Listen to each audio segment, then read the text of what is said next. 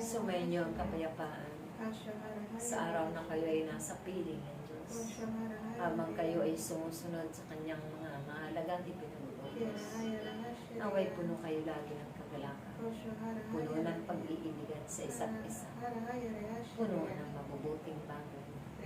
Maging mababa nawa kayo sa harapan ng inyong kapwa-tao. Higit sa harapan ng Diyos.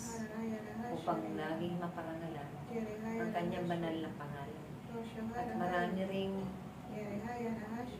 mailalapit ninyo sa Diyos sa pamamagitan ng inyong mga mabubuting gawa at inilabahagi sa Kanya. Sa bawat araw, kayo ay mapuno ng kapayapaan. Narito rin ang inyong bibit-bitin at ibabahagi sa bawat kapwa-tao na naroroon nakikipagpitan sa Diyos sa Kanyang piling. Sa bawat tahanan kapag kayo ay pumaroon, ibahagi ninyo agad ang kapayapaan at pag-ibig ng Diyos, ang kagalakan. Maging mababa at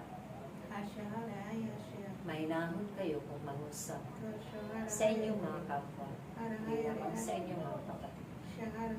Dahil yan ang tanda na kayo nga ay binago ng Diyos.